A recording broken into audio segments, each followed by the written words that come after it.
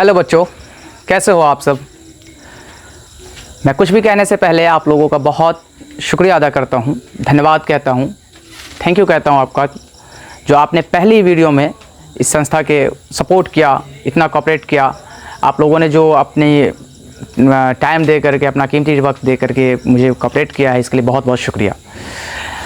और मैंने जैसे ही पिछली वीडियो में कहा था कि मैं जब दूसरी वीडियो लेकर आऊँगा तो मैं आपको बहुत ही इम्पोर्टेंट, बहुत ही महत्वपूर्ण बातें बताऊँगा, जो आपके लिए अभी से लेके एग्ज़ाम तक के लिए, ये किसी एक एग्ज़ाम के लिए नहीं, ये सभी क्लास के पढ़ने वाले सभी बच्चों के लिए लागू होता है।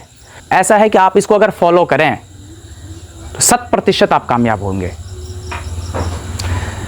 तो मैंने जो स्ट्रेटजी सेट की है आपके लिए, मैंने जो आपके लिए कुछ आज इम्पोर्टेंट बातें बताने के लिए आया है, उसका मैंने कुछ हेडलाइन यहाँ पर सेट किया है जो मैं आपको बताना चाहता हूँ। पहली बात, यहाँ पर आप देखेंगे मैंने लिखा है यहाँ पर सिलेबस। बच्चों, आप जो भी एग्ज़ाम देना चाहते हैं, आप जो भी एग्ज़ाम देंगे, उस एग्ज़ाम में आपका जो भी समय है, सबसे पहले अगर उस एग्ज़ाम की किसी भी चीज़ को जानने की ज़रूरत है तो वो है सिलेबस, पाठ्यक्रम। आपको ये जानने की ज़रूरत है कि हमें पढ़ना क्या है, कितना पढ़ना है हमें, और किस टॉपिक से कितना नंबर आएगा मेरा।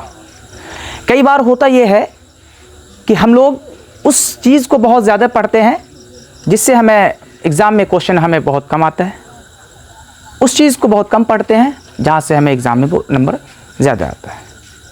तो इस चीज़ को समझने की ज़रूरत है। तो सिलेबस को सबसे पहले हमको चेक करना है कि हमें क्या क्या पढ़ना है, और सिलेबस को पूरा करने के लिए हमारे पास ऑप्शन है। मैंने ऑप्शन आपको यहाँ पर दिया है कि आप बैच ज्वाइन कर सकते हैं। और अभी जो ख़ास तौर से इंटर और यानी कि 12th और मैट्रिक के बच्चे हैं, उसके पास समय कम है, तो इसको पूरा करने के दो नियम हैं। आप ऑफलाइन बैच ले सकते हैं, मैंने कहा कि और ऑनलाइन बैच ले सकते हैं। ये ज़रूरी नहीं है उस बैच में कि वो टीचर कितने पुराने हैं, कितने बच्चे उसके पास पढ़ रहे हैं, या फिर कोई ऑनलाइन मोड में है तो उसका कितना सारा बना हुआ है स्टूडेंट उसके पास। ये नहीं ज़रूरी है। ज़रूरी ये है कि आप किस टीचर से समझ पाते हैं, कौन से टीचर हैं जो आपको बहुत अच्छे से समझा पाता है, किसकी बातें आपको समझ आती है। ये ज़रूरी है। ये नहीं कि कहीं बहुत सारा भीड़ है तो हम वहाँ चले जाएं, ये ज़रूरी नहीं है। तो अब यहाँ से आप ऑफलाइन और ऑनलाइन ऐसे एक टीचर को ढूंढ के आप वहाँ से कोर्स को पूरा कर सकते हैं। उनके बाद मेरे पास ऑप्शन आता है यूट्यूब। ये भी एक ऑनलाइन मोड है जहाँ पर आपको बैच खरीदने नहीं पड़ते हैं। उनके बाद एक आप सेल्फ स्टडी से बुक या गाइड से आप अपने सिलेबस को पूरा कर सकते हैं। कोई भी पब्लिकेशन की बुक लेकर के उसको पढ़ करके आप कर सकते हैं। ये 3 तरीके थे जिस तरह से आप अपने सिलेबस को, पाठ्यक्रम को पूरा कर सकते हैं और एग्ज़ाम में आप अच्छे से लिख सकते हैं और अच्छा नंबर ला सकते हैं। उनके बाद हमने एक बात और यहाँ पर मैंने डबल एरो के साथ यहाँ पर नोट किया है। आप देखेंगे यहाँ पर मैंने लिखा है कि क्वेश्चन बैंक और 70 to 80%। अगर आप क्वेश्चन बैंक के पीछे के आप 5 से 6 साल के क्वेश्चन को अगर आप अच्छी तरह से बना लेते हैं तो 70 से 80% को क्वेश्चन बनाने का आपके अंदर अनुभव आ जाता है। आपके अंदर ये कैपेसिटी, ये योग्यता आ जाती है कि आप 70 से 80% क्वेश्चन को आप अपने तरीके से बना सकते हैं, लिख सकते हैं उसके बारे में। फिर मैंने आपको एक चीज़ यहाँ पर नोट किया है, आगे बढ़ने से पहले मैं बताऊं, जो आपके लिए अति आवश्यक है। सर, मुझे पता नहीं चल पा रहा है कि मुझे पढ़ना अब क्या चाहिए, क्योंकि समय आपके पास कम है। और इसी सॉल्यूशन के साथ मैं आपसे बात करने आया हूं आज। मैंने लिखा है कि पढ़ना क्या है। इसको मैं एक कहानी की तरह, शॉर्ट कहानी एक की तरह मैं समझाता हूँ। एक बार कोई लड़का बंकू अपने पिता के साथ मेला जाता है और पिताजी उसे कहते हैं कि तुम्हें मेले में आज जो भी खरीदना है, जितना भी खरीदना है तुम ले लो। बंकू ढेर सारा सामान लेता है और बहुत खुश नज़र आता है और लेके वापस आता है। फिर कुछ दिनों के बाद फिर बंकू मेला जाता है, लेकिन इस बार जैसे ही मेला जाता है बंकू दुकान की तरफ देखता है, सामान की तरफ देखता है, मन में वैसी चाहत होती है जो पिछले बार हुआ था। लेकिन इस बार बंकू के पिता जानते हैं उसे क्या कहते हैं? बंकू के पिता उसे कहते हैं, बेटा इस बार जो भी लोगे पैसे सिर्फ मेरे पास 500 रुपये हैं, इसी में आपको जो भी लेना है लेना है। ये इस क्वेश्चन का आंसर आप भी दे सकते हैं। और बंकू पता है क्या करता है? बंकू फिर मेले से उस सामान को ख़रीदता है जो उसे बहुत ज़्यादा पसंद होता है और साथ ही साथ जो उसके बजट में आ सकता है। उसी तरह से मैं आपको इस कहानी के ज़रिए समझाना चाहता हूँ कि अब आपके पास वो समय नहीं है, अब समय आपका लिमिट हो गया है। तो आपको पढ़ाई में भी वो पढ़ना है जो आपके एग्ज़ाम में काम आएगा। और ये चीज़, ये बात आपको कोई एक एक्सपर्ट टीचर ही बता सकते हैं, जिसके लिए मैं आपके साथ जुड़ रहा हूँ। आपको सिलेबस से उस टॉपिक को चुनना होगा जहाँ से आपके एग्ज़ाम में मार्क्स आएंगे, क्वेश्चन आएंगे, क्योंकि समय आपके पास लिमिट है। जिस तरह से बंकू के पास दूसरी बार मेले जाने के बाद बजट लिमिट हो गया था। आप समझ गए होंगे, मुझे यकीन है। मैं फिर आगे की पॉइंट पे चलता हूँ।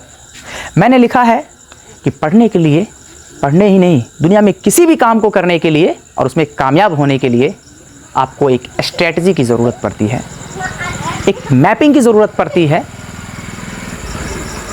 तो आपको स्ट्रेटजी बनाना है। सबसे पहले अगर स्ट्रेटजी में कुछ करना है तो सबसे पहले आपको अब खुद को मना करके आप ये सोचें कि मुझे कंटिन्यू रहना है। फिर कुछ भी हो जाए, मुझे कंटिन्यू रहना है, मुझे कंटिन्यू रहना है। पहली बात। और उसके बाद मैंने यहाँ पर 4 पॉइंट नोट किया है इसके अंदर। आप टाइम टेबल बनाएं। टाइम टेबल से कई बच्चों के माइंड में आ रहा होगा कि सर पढ़ने का नहीं। जो भी बच्चे अगर टाइम टेबल बनाते हैं 10 घंटे का, 12 घंटे का, वो उसके लिए कामयाब नहीं हो पाता है। कोई नहीं कर सकता टाइम को फॉलो 6 से 7 ये करूँगा, 7 से 8 वो करूँगा, 8 से 9 वो करेंगे, ऐसा कभी नहीं होता है। आप टाइम टेबल बनाएं। इस चीज़ का टाइम टेबल बनाएं कि आपको किस सब्जेक्ट को कितना समय देना है, किस सब्जेक्ट को पढ़ने में किस समय आपको मज़ा आ रहा है। इस चीज़ का टाइम टेबल बनाएं। क्योंकि कई सारे बच्चे को मैंने देखा है कि उसको रात में अच्छे से पढ़ते हैं, कई सारे बच्चों को मैंने देखा है कि वो दिन में अच्छे से पढ़ते हैं, कई सारे बच्चों को मैंने देखा है कि सुबह वो अच्छे से पढ़ते हैं। तो ये टाइम टेबल अपना सेट करें अपने माइंड के हिसाब से, आप अपने अकॉर्डिंग, कि आप किस समय बेहतर से बेहतर पढ़ाई कर सकते हैं। मैं चलता हूँ पॉइंट नंबर 3 की तरफ। आप एक डेडलाइन सेट करें। सर डेडलाइन किस चीज़ का? किसी भी काम को करने का। मतलब यह कि मैं इस टॉपिक को, इस चैप्टर को इतने घंटे में, 3 घंटे में या 2 दिनों में कंप्लीट करूँगा या करूँगी। जब आप डेडलाइन सेट करते हैं, खुद को टास्क देते हैं, तो आपका माइंड सही दिशा में उसी तरह से काम करता है जैसे कि अगर आपको यह कह दिया जाए कि कल आपका एग्ज़ाम है तो आज पूरी रात आप सारे काम छोड़ करके पढ़ाई पे लगते हैं। उसी प्रकार से आपको डेडलाइन प्रत्येक दिन देना है, हर एक चैप्टर के लिए, हर एक टॉपिक के लिए। उसके बाद मैं आगे की जो बात मैंने कहा यहाँ पर रिवीजन, किसी भी टॉपिक को पढ़ के छोड़े नहीं, उसको कम टाइम दे लेकिन एग्ज़ाम तक उसका रिवीजन करते रहें। ऐसा नहीं कि एक बार पढ़ लिया तो हो गया, उसे कम टाइम दें लेकिन टाइम दें। ये स्ट्रेटजी का बहुत इंपॉर्टेंट पॉइंट है।